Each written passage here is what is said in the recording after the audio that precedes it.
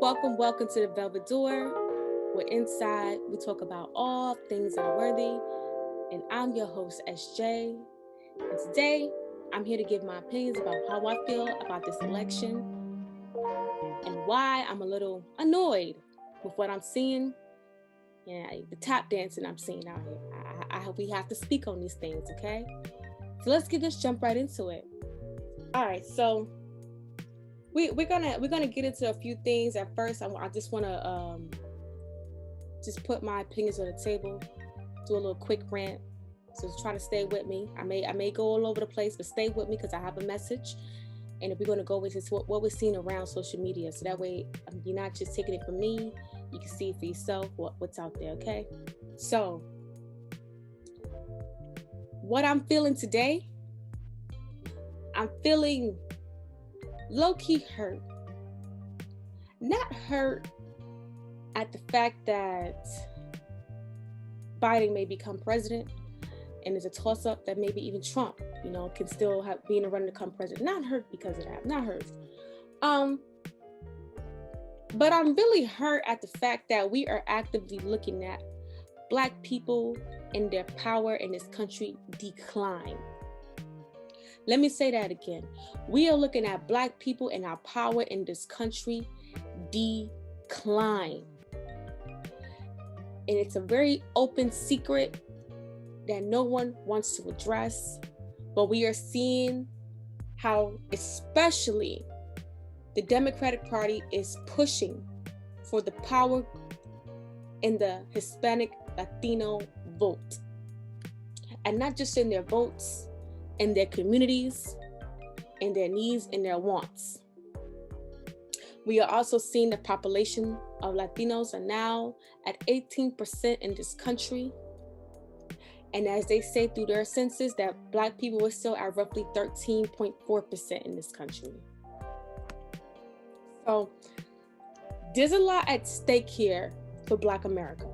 And Black America is not waking up. Black America is doing what mainstream media wants them to do. They're taking a wall and they're purposely covering their own eyes. But there's a few of us that can see what's happening. We can see what's going on, right? But trying to relay that message and translate it for people around us, it's almost still like Greek to them. They don't believe it. My prediction is that they are going to try to overpopulate the white and the Black population in America. And I mean this as foundational whites and foundational Blacks. You do have whites who've been here since the 1700s that came here as immigrants as well. And you do have Black people who came that early as well too, whether they came as settlers, because there were Black settlers that came here, okay? This narrative that everyone just came on a slave ship is false. So you have people who were Black settlers, you have people who came here and they were Blacks and they wanted to get into indentured servitude to survive, make money. And then you had those, unfortunately, who may have came on a slave ship, but in my opinion, there was a very small number of people who came to the south of the country, okay? So,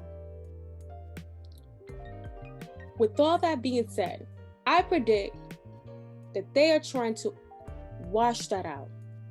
Because hopefully, if you wash out the foundational Black and white people who have had their long issues of not getting along in this country,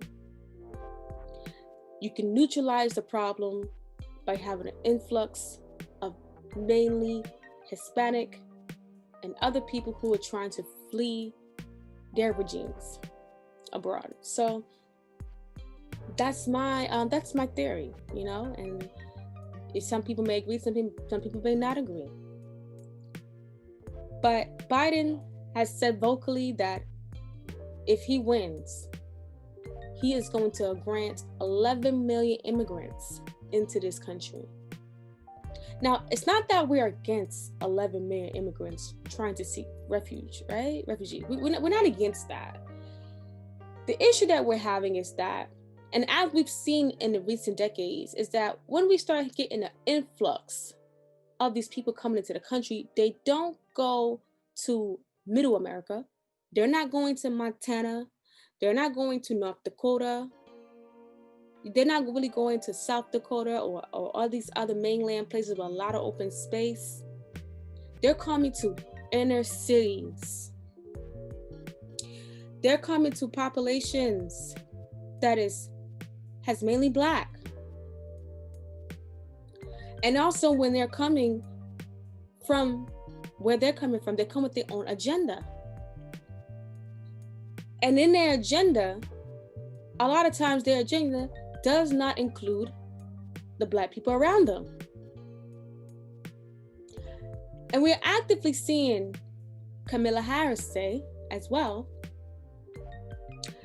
she is not going to do anything just for Black people in this country. It will be for all POC. You see, they want to dilute what it means to be white power and a Black power and just have a people power. And you say, what's wrong with that, right? Everyone gets a chance at the pie. What's wrong with that? You know what's wrong with that? Because then you never right the wrongs for the people you place at a disadvantage, and you start lifting up another set and helping them get to where they have to go. So those people I'm talking about are your foundational Black Americans, or as they would say, FBA. You can't try to out and drain your core set of people, the core people who have made America millions and billions of dollars, whether in free labor, whether it's from our music, our culture, or whether it's just from us being tax-paying citizens. You cannot wash us out and think the way how we're going to solve the issues of them asking for reparations is to just let them prolong it. We're going to prolong, so that way by the time the reparations argument comes out again in the public eye, it'll be at least 200-300 years after slavery. And at that point, we can say, well, we're not going to give just the descendants of slaves reparations. We're going to give the actual slaves who are alive reparations. And the flip side, they're dead. 200-300 years later, they're not here. And then they'll play the game again. Well, we want to offer a solution. We want to offer it. The descendants went to school. They got jobs. It may not have been the best, but they got more than what other slaves in other countries have got. You guys don't deserve the reparations. It should be your grandparents. It should be the ones who actually went through the pain that deserves the reparations. And that is how you're going to get POC to jump aboard. POC are also going to say, hey, they're right. You don't need reparations. I just got to this country. And guess what? I was able to work. I was able to get a job. I was able to go to school, buy a house, buy all this. And I just got here. I'm one of the 11 million immigrants who came here. I did it. Why can't you? You don't need reparations. You need motivation. You don't need reparations. You need to know who you are. You're lazy. See, that would be their argument. So that once you start to dilute the Black population, you start to dismantle the Black Power movements with POC talk, love is love, the LGBT talk. Once you start to dilute what Black people have been fighting for decades, it then becomes obsolete. And you are now going to be the second-class citizens of society. And the only way you're going to get something is if it doesn't take away from the majority. And the majority, it won't be white. It won't be Native Americans, as I believe most of us are Native Americans. That's for another video. It's not going to be the Asians. It's going to be you. So why am I saying this? Why am I getting to where I'm talking about the Hispanic population and the growing immigration numbers, and why am I getting into this? Why am I getting into this? It's because we come right back into voting. I said this 5 years ago. right before the 2016 election. I saw where the country was going. Before Biden even announced his immigration plan, I saw they were trying to secretly push the Latino population in America. I saw it. And when I looked at the election in 2016, it said that about 25%, I'm going to get the exact number, 23% of Latinos voted for Trump. And Black people were a little under 10% that voted for Trump. And we caught hell for it. Every media outlet was talking about, oh my God, there are Black Trump supporters. Oh my God, they're willing to vote for a racist. They're willing to vote for a man who called for the Central Park Five to be dead. Oh my God, Trump, you know, the Black people this and Black men this and Black men that is Black men's fault because they think that Trump they want to be white men. They think Trump is going to be their savior. And we heard all of that, right? We heard all of that. But what you didn't see and what you didn't realize is that those numbers for the Latino population was only going to rise as their support will rise to Trump and the Republicans. Because a lot of people don't know that a lot of Latinos, especially those that come from Cuba, have actually lived through socialism. They know what real, true socialism is. They know what it's like to have a dictator. They understand this. They're never going to want to vote Democrat. They're never going to do it. And see, Black people thought Hispanics were going to be on their side, right? Because they're like, you know, how can Hispanics vote for Trump and he's against them coming in the country? He's against them doing that. How can you vote for a man who doesn't want your family to come here? And you're not understanding that it's not about the immigration. It's about the policies. See, the media sells you the cover story that, oh, it's immigrants. Remember, we had the caravans. Remember the caravans? And this was supposed to make Trump look bad, and he didn't want to get them in the country, and he claimed that it was going to be insurgents in the crowds, and they claimed that he called them all killers and rapists, and they tried everything in their power, but guess what? This election, the Latino vote went even higher for Trump. So by a recent study from yesterday's election, only 32% of Latino men voted for Trump in 2016. That number went up to 35% yesterday. Every demographic this election showed more support for Trump. Even with all the media, everyone against him, it still showed more support. They all came out for Trump. Guess what? The only demographic that didn't, and it actually started declining their support, was white men. And we can say we can guess another factors of that. Some men, they actually may be disappointed at Trump's performance. Some of them may be a little nervous to vote for Trump. They may be a little nervous for it to get out there that they voted for Trump. It could be a lot of variables about, how did that actually play out.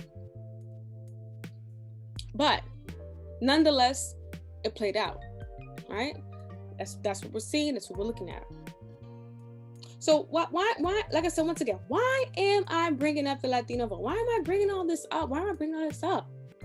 Because you're not seeing that they are pushing a new minority power, but they would no longer be a minority. See, you will always remain a minority and be marginalized. That's going to be your experience and my experience too. But they are empowering. But they're not actually blaming Latinos for having a freedom of voting. You do not see other Latinos getting on and calling each other any type of disrespectful slurs like coons, Uncle Toms. You're not seeing them do that to each other because they chose to vote, whether Republican or Democratic. But I see Black people doing it. And this is where I have a problem. I take issue that we have been in this country longer, under this democracy longer, underneath this corporation of America longer, we have seen the effects of how it has not played out the way how we wanted it to play out. We have seen that every time we showed up in record numbers to vote, we have not got our needs met. You can even try to argue with, oh, we got civil rights laws. Civil rights laws cause for the decline of the Black family and Black financial empowerment. There has not been a time where Black people have benefited from standing in line and voting for a president. So whether you chose to vote or not, that's your business.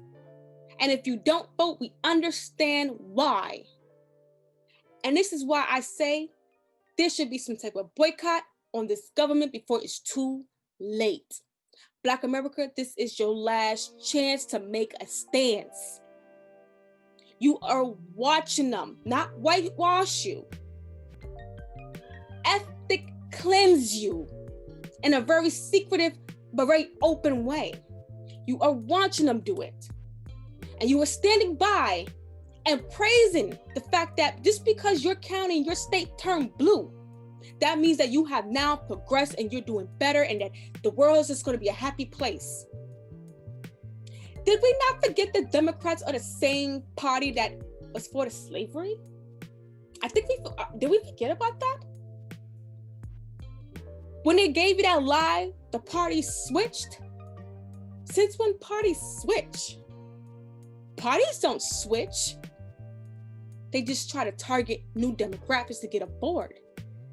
It will make more sense for the Democrats to try to get the POC under control. That is their duty. Their duty is to get the POC, to get Black people in this country under control. It's not to empower you. It's not to advance you. Because if it was about advancing you, you would be able to, today in 2020, have your own independent party. You have been here in this country long enough. Many of us are coming from families and ourselves, we have college degrees or any kind of political experience. No excuses no more why we don't have an independent party speaking for the Black race in America. No excuses anymore. And I'm watching people, and like I said, this is where it hurts. I'm watching people that don't do nothing for their community. They don't volunteer for nothing. You don't feed the homeless. You don't try to pick up trash if you see it. You barely want to be around your own family. You barely want to do anything for yourself. PTA meetings are still empty. Local election numbers are low. And you're going to sit here and try to shame people. You're going to sit here and try to bash people for not wanting to become immune to this United States of America anymore. Maybe it's time for you to pull your big girl and big boy panties up and do what it has to do to become a powerful voice in this country. Because before you know it, it won't be your country. There has been speculations that China has been buying a lot of the land. And that is because of the debt that America is owed to China.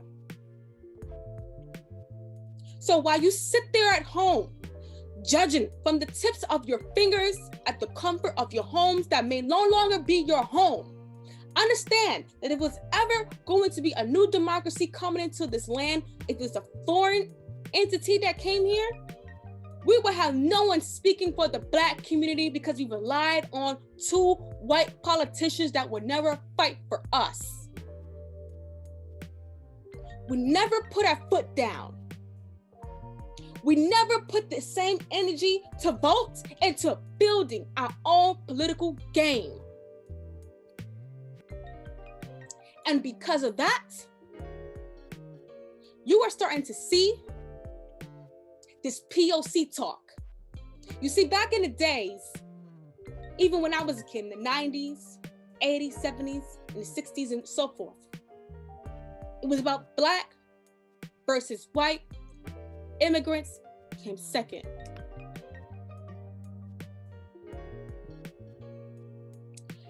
Immigrants came second. You see, now today we have POC talk. See, that eliminates the black and white. Tell you to pull your boots up.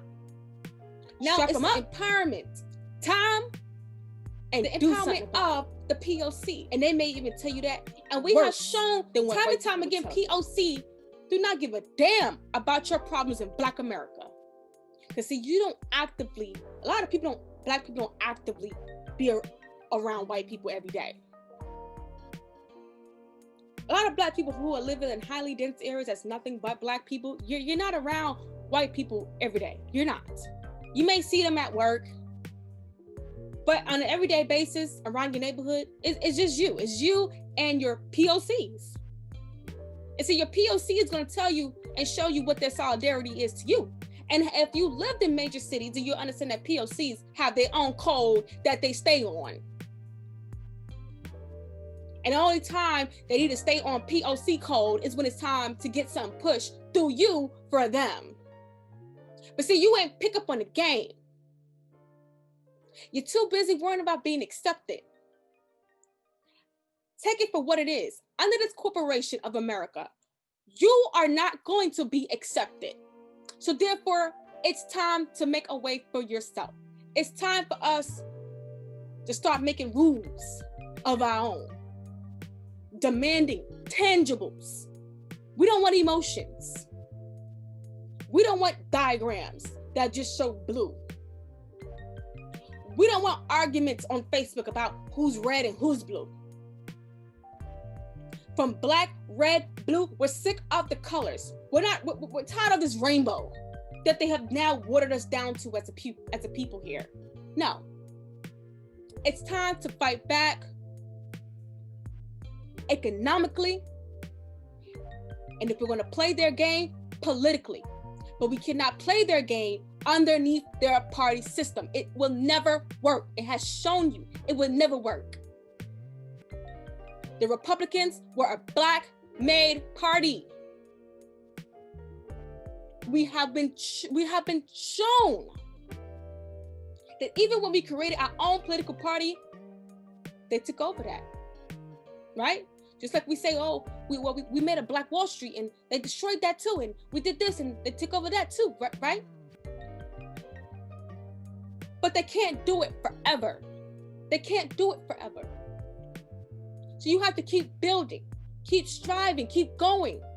People like myself are willing to put the money, the energy, the engine behind it. We're willing to put the right people in the front to speak. And you have people that will sit on their goddamn hands and knees and just say, well, I'm gonna pray about it. It's no time to pray, because what's prayer without work? What's manifestations without actually going out there and getting it to go align to your order? No matter what you believe in, whether you're religious or spiritual, it's time that you put that aside for a second and start figuring out what we're going to do as a people here.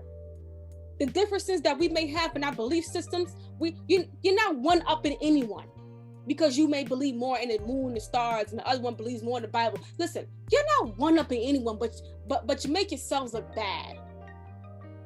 While everyone is trying to fight for economic power, you're sitting here worrying about who worshiping this and who doing that and who, it ain't got your goddamn business, because guess what? The world will always turn without you or with you. You got to pick your path. You got to pick your path or with you. You got to pick your path. You got to pick your path. No longer will we be raising Black children to believe that their end all be all stands in a damn ballot. No longer will we be raising our Black children to see that we're willing to sit on our hands and knees and kneel to our oppressors and say, you know what? I want to continue this for the next 400 and 500 and 300 years. No longer will this happen. And that's what upsets me, to see that we talk a good game online on social media.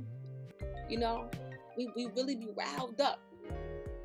Even when the protests and riots were happening, and we were like, this is the revolution, this is the revolution.